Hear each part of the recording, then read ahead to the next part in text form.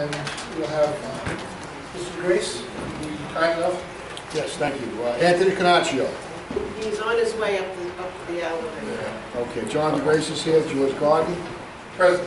Linda Green. Present. Wanda Jackson. Present. Edward Powers. Donna Tooman. Present. Kathy Weiss. Present. Michael Hill. Present. And I do believe Mr. Canaccio is here. Okay. So we do have a form. Nassau Community College Board of Trustees approves the pending college procurement agreement with Stassi Brothers Asphalt Corporation in the amount of $335,950,000 plus 15% contingency of $50,000 as requested by VP Muscarella of Facilities Management is approved by funding source Capital Projects 70108. Do I have a motion to consider this item? So moved. Do I have a second? I second. Any further discussion? All in favor? Aye. Any against? Motion carries 7-0. Promotions. Trustee Jackson, would you call it? Resolved that pursuant to the terms of the faculty collective bargaining agreement upon the recommendation of the college-wide promotion and tenure committee and the college administration, the faculty members named herein are hereby promoted to the title and position as indicated herein effective September 1st. Kira Adele, Stella Appledee, Joan Buckley, Lisa Cohen, Denise Deal, John Spagna, Lisa Alico, Christine Faraday, Nicole Kelly, Robert Gettner, Lawrence Jacob, Deborah Kilvicknick, Karen Krupa, Stephanie Lewis, Jessica Mara, Deborah Mendelson, Mahmoud Mizari, Francesca Krupa, Lisa Salvi, Joanne Siebert, and Nina Schott Chinaris.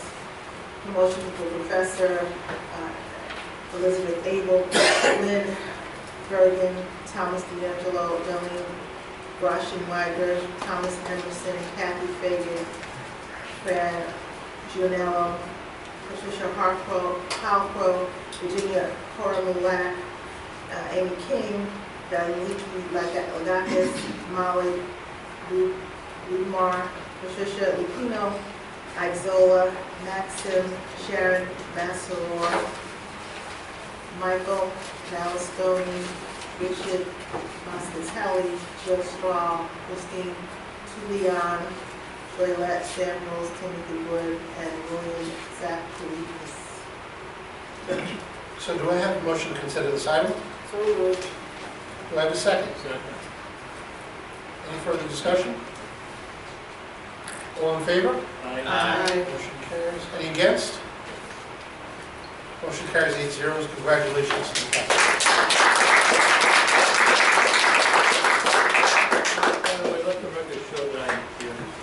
The record will show that Mr. Cornacchio was here after the two other votes. Okay. So now we have discussion of the first read of policy 1800, acceptance of gift. Additional language added since the last visit. Mr. Grace? Yes, okay. Policy 1800, the following is a summary of the policy 1800, acceptance of gifts.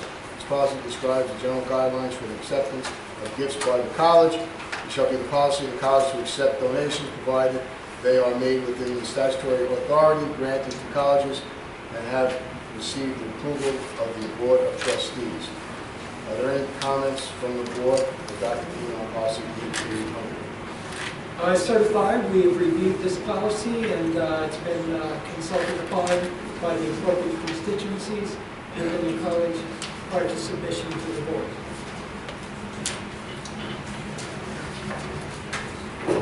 Point of order, do we need to add on here? This is the amendment for policy 1300. Second reading of policy 1300 formulation. It was adopted? Okay. All right. So then, go to number 5. So we have second read of section 7,000 facilities. We have 7100. Following is a summary of policy 7100. use of college facilities. The purpose of this policy is to describe the rules governing use of executing college facilities by college students, employees, and groups, as well as by non-college individuals and organizations. The intent of the policy is to ensure optimal use of resources and develop and maintain good public relations with individuals and groups wishing to use these resources.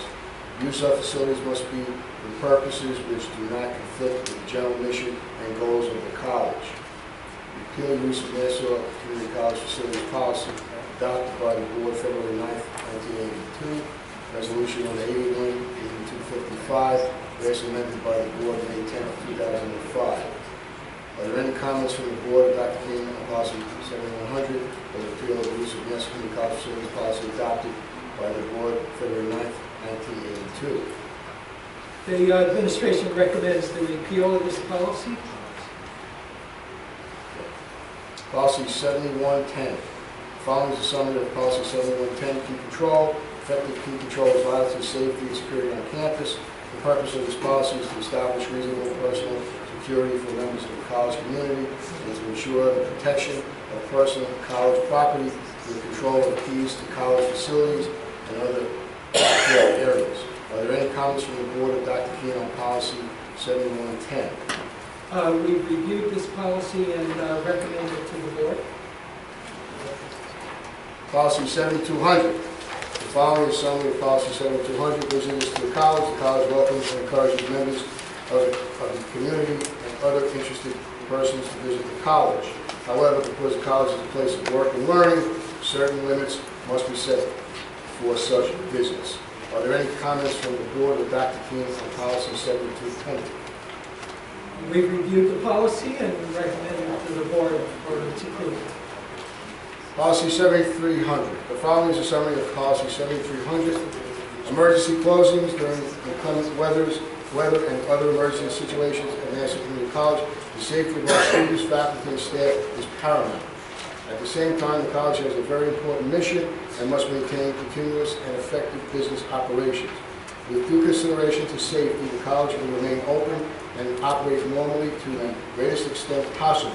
Faculty, staff, and students should evaluate their own circumstances carefully, exercise appropriate judgment, and take responsibility for their safety when making decisions during inclement weather. The purpose of this policy is to provide direction to the college community in the rare circumstances where the president or his or her designee decides to delay openings, cancel classes, or declare an emergency for weather or other reasons.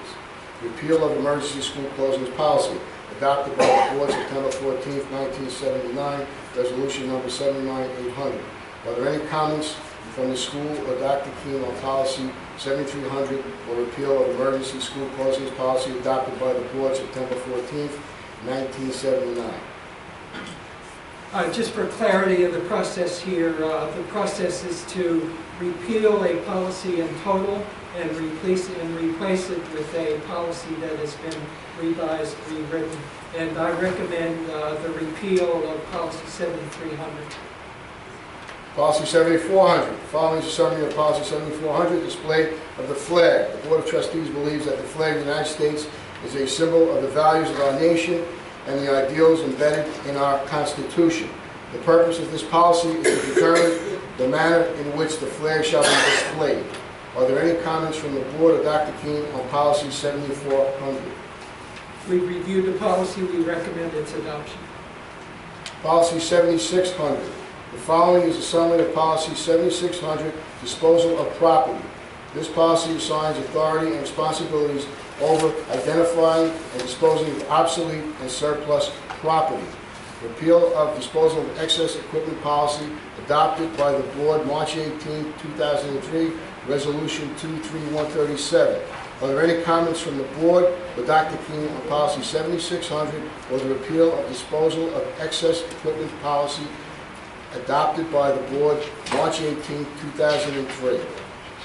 We reviewed this policy and recommend its repeal.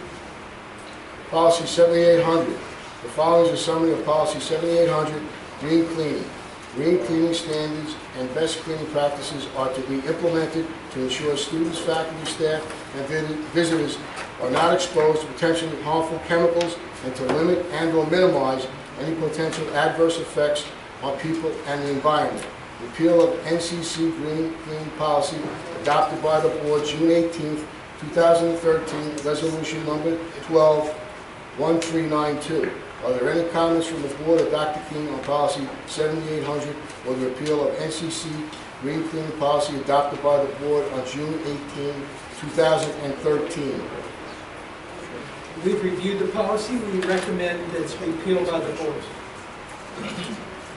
Okay. I'm going to make a motion under Article 8, Section C6 of the Board's Rules of Procedure to allow for the consideration of 10 items that do not appear on the calendar. I'll second that motion.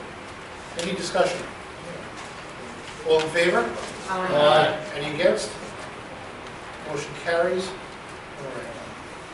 So now we're up to Trustee DeGrace again, amendment of 1300. Is that the one that we read? Resolved that upon the recommendation of the Policy and Planning Committee at its meeting of March 21st, 2017, followed by the 2 readings of the policy by the Board of Trustees and public discussion, the Board of Trustees and Nassau Community College amend Policy 1300, formulation, adoption, amendment of policies, and that the same be subsequently incorporated into the policy manual of the Board of Trustees of Nassau Community College. Do I have a motion to consider this item? So moved. Do I have a second? I second. Any further discussion? All in favor? Aye. Trustee Hiltz, what would you like to... Yes, for against or abstention. Any against? One abstention. Yes, please. Resolved that upon the recommendation of the Policy and Planning Committee at its meeting of February 14, 2017, followed by 2 readings of the policy by the Board of Trustees and public discussion, the Board of Trustees of Nassau Community College adopts Section 7000 facilities, 1 Policy 7100, use of college facilities, 2 Policy 7110, heat control, 3 Policy 7200, visitors to the college, 4 Policy 7300, emergency closing, 5 Policy 7400, display of the flag, 6 Policy 7600, disposal of property, and 7 Policy 7800, green cleaning, and that the same be subsequently incorporated into the policy manual of the Board of Trustees of Nassau Community College. Do I have a motion to consider the following items? So moved. Second? Second. All right, is there any further discussion? And what I'd like to do is, if it's all right with the board, items A through G, which are policy 7100, 7110, 7200, 7300, 7400, 7600, 7800, if we would like to vote for them in unison. Is there any objection? All in favor? Aye. Any against? Any abstention? All motions carried, 8-0.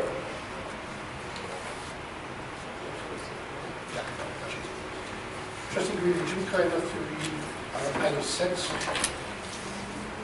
Resolved that the Policy and Planning Committee at its meeting of February 14, 2017, recommended that the following current facilities policies and resolutions be repealed by the Board after the second reading by the Board of Trustees. 1, use of NCC facilities adopted by DOT February 9, 1982, Resolution 81/82-55, and amended on May 10, 2005. Resolution number 04/05 through 883. 2, emergency school closing approved by DOT February 14, 1979. Resolution number 79 through 800. 3, disposal of excess equipment approved by DOT March 18, 2003. Resolution number 02/03 through 137.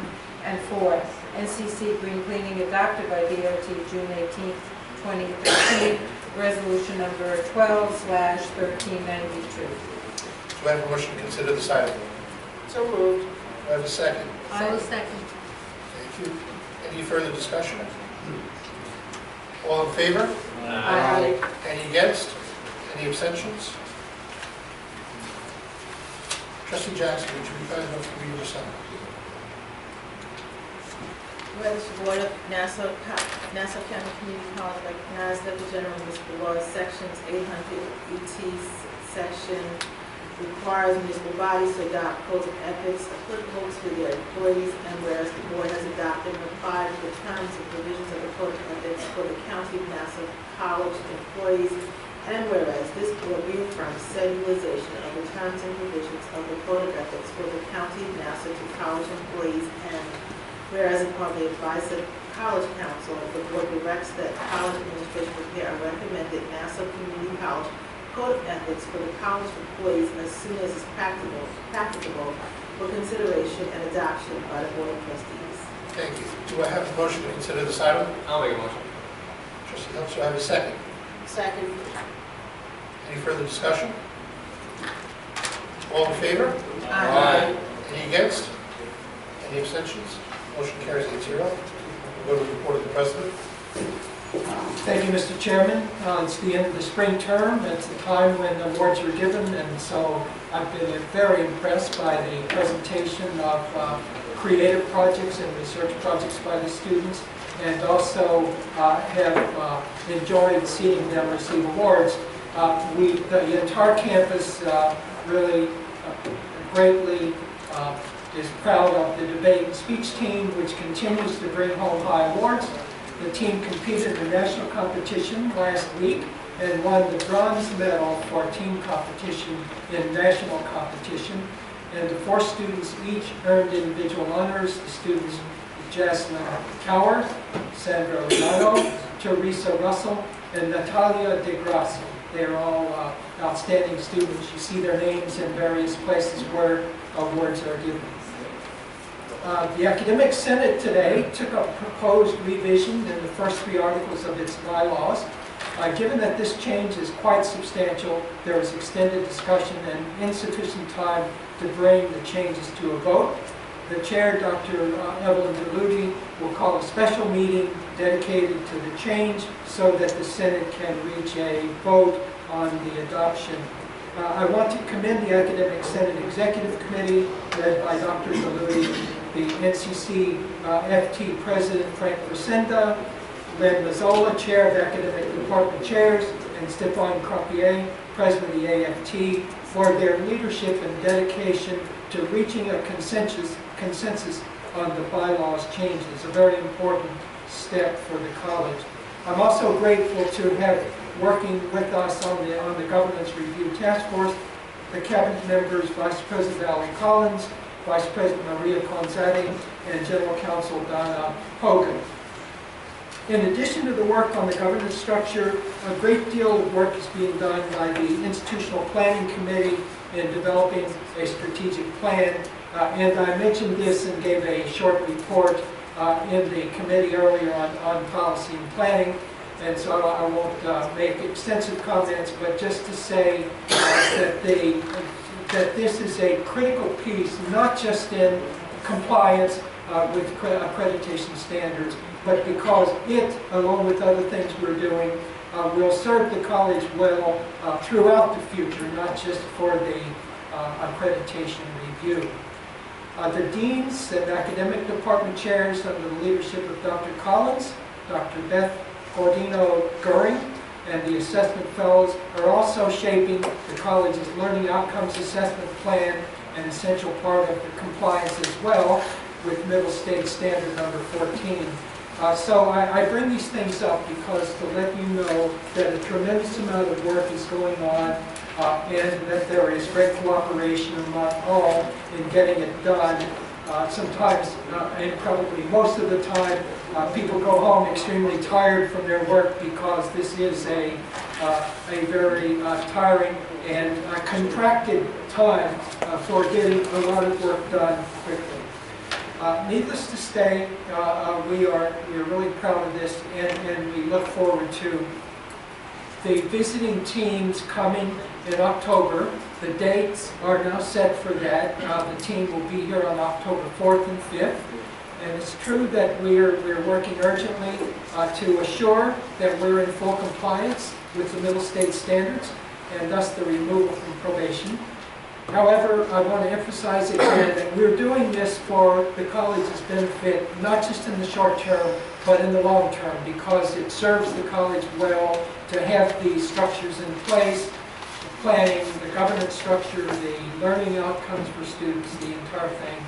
And so, so we are confident, and I want to let the board know that we are moving along very well in this regard.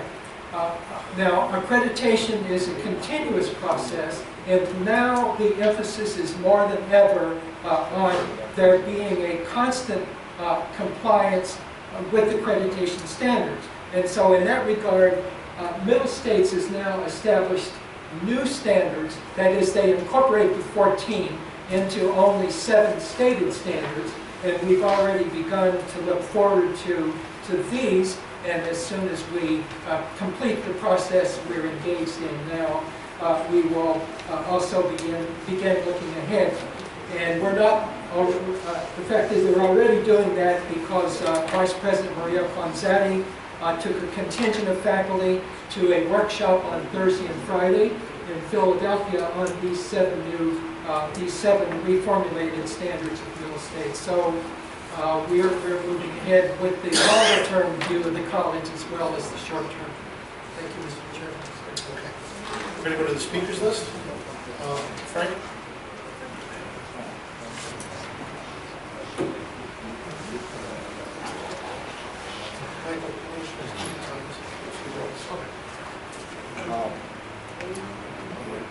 I just, Dr. Keene, I have to say. It's not on. The mic's not on. The mic's not on.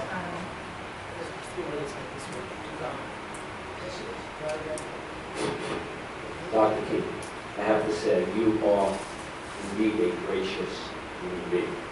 Okay? Today's academic senate meeting was an interesting meeting.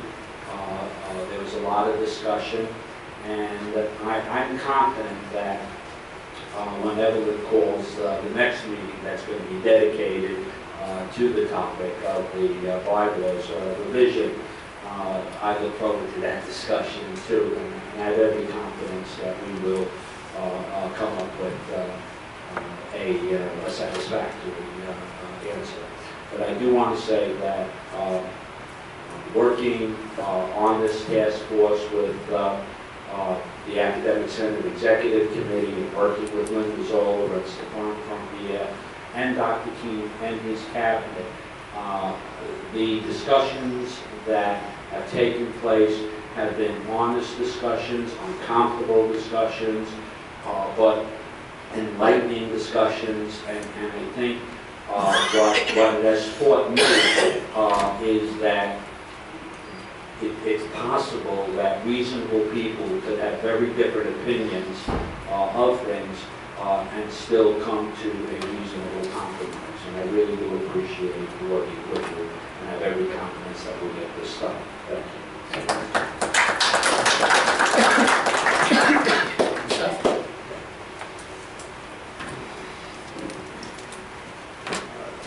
The first thing I have to do is rip up my speech because Frank just made it. And I absolutely echo Frank's words. With that said, I also want to thank those of you who have been able to attend our spring conference and celebration. Many of you could, some of you couldn't, and I appreciate not only those who attended, but those who were kind enough to send me an email saying why they couldn't attend. One of the purposes of the conference was to help people understand who adjuncts are and what we do for the college. And I think that became fully understood, if it wasn't understood, at the conference celebration. We put together a video talking about adjuncts, but also talking about some of the kinds of things the college does for students and community. We put it on Facebook. We have a targeted audience that we were looking to reach. And our objective was to get the community to understand more about Nassau, who we are and what we do. We've had over 3,000 hits, and a significant number of those hits have watched the video through and through. We're going to be sharing the video with Alicia in the marketing department. So clips can be taken out so the college can use it. There was a second video that we put out 2 days ago, and we had 500 hits so far. So one of the things that we're kind of saying to the board, we're saying to Dr. Keene, and we don't have to say that we shouldn't, for sure he knows it is, that we have to do a good job promoting this college, who we are, and what we do. And part of that, a big part of it now needs to go through social media. And we want to be a part of that, and we want to be helpful with that. We have to build our student body. We build our student body, and we'll be able to start to put back the lines, the full-time lines that need to be present, so we can build our full-time faculty. That's essential. Another message that I tried to make it clear at the conference, and this is something that we and NCCFT and others are going to be working on. I'm going to be real frank. The state has to start paying their fair share. Community colleges, the funding, from what I understand, is supposed to be 1/3 state, 1/3 county, 1/3 student. The latest figures that I have, the state's down about 22%, and the students are up about 42%, 43%. And by the way, if you factor in books and transportation, that number soars. So we're going to start to look for ways to help those who influence where the money is being spent to understand what this college does for students, so that they understand it's their duty to fund this college at the levels that it's supposed to be funded at. Thank you.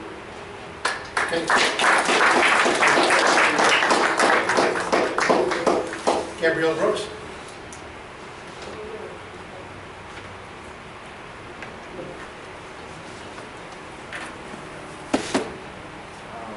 First off, I would like to say that Gabrielle Brooks wasn't able to attend to this meeting because she had to test today.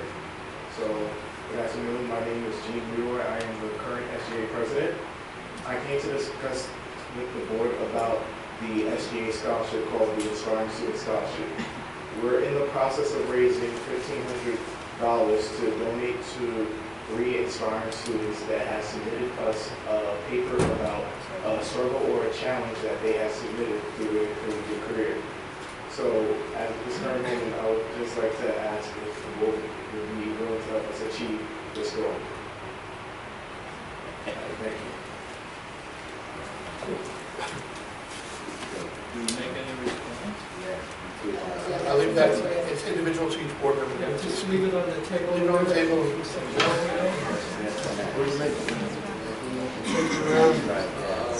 Evelyn Galudi. Be cheap, Johnny. Good evening. I only got 3 minutes, so I'm going to cut to the chase and face our next challenge, the college finances. We have a $12 million deficit. This is an alarming figure that defies past financial forecasts, and I don't want to minimize this challenge. However, those of us who have been at this college for some time have had to deal with recurring financial problems, often due to failure of the state and county to contribute their fair share, as well as declining enrollment and subsequent loss of tuition revenue. We've had to deal with this before. But I have a few questions for you. The discussion during the Finance Committee earlier this evening focused on reductions in student enrollment and full-time faculty, culminating in revenue declines. Yet I couldn't help but notice that there was no mention of reduction in the size of the administration and the expenses due to administrative salaries. According to the chart that was handed out, during the period 2014 to 2016, there was a 15.71% reduction in FTEs and an analogous 14.88% reduction in full-time faculty. Yet the same chart indicated, it seems, that the administration grew by 8.82% during that period. You're considering not converting some of the 35 full-time temporary faculty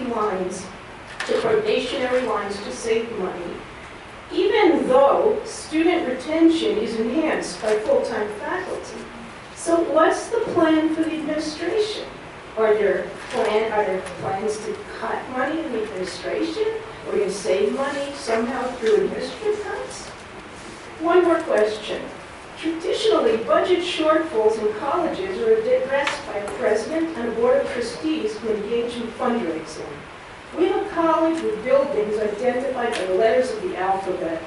Members of the board, what is your plan to attract donors to NCC to put their names on buildings in exchange for philanthropic contributions? How do you plan to attract additional funding for Nassau Community College? Because we know we're not going to get it from the state or the county, and if we keep cutting, we're not going to retain our students. Thank you. Please, sir.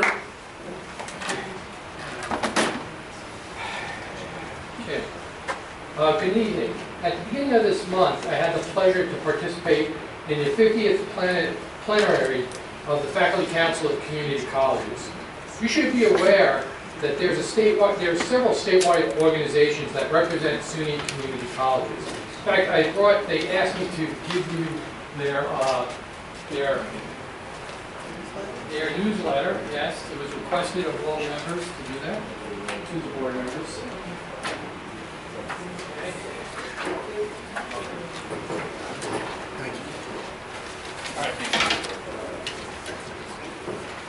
Okay. There are other statewide organizations as well, besides the Faculty Council Community College.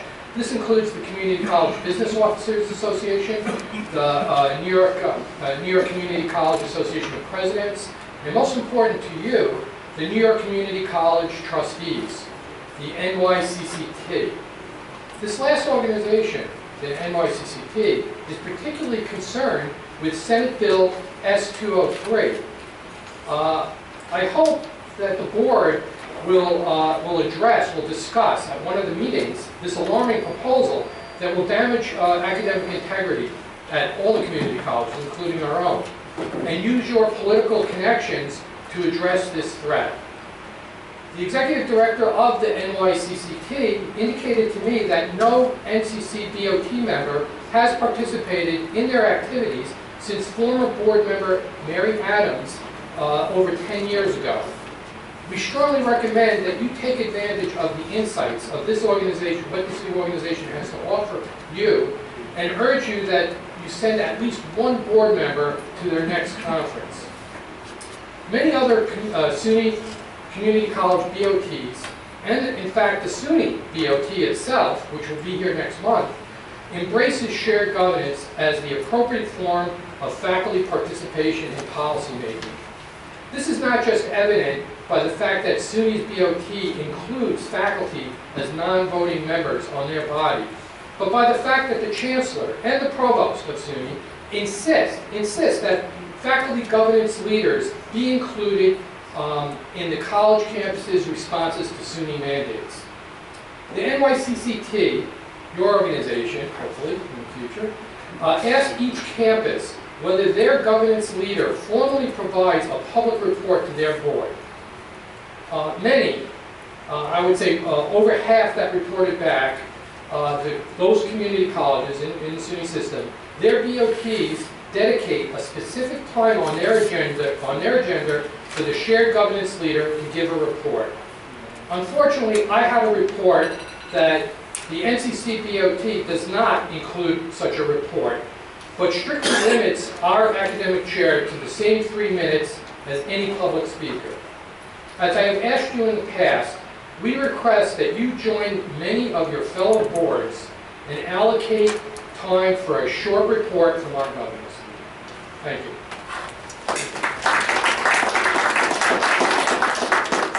The next Finance Capital meeting is scheduled for Tuesday, May 9th, 2017 at 5 p.m.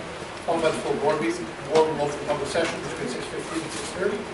And there's no public session approximately 7:30. I request a motion to adjourn the meeting. Do I have a motion? So moved. Do I have a second? All in favor? Any against? Thank you.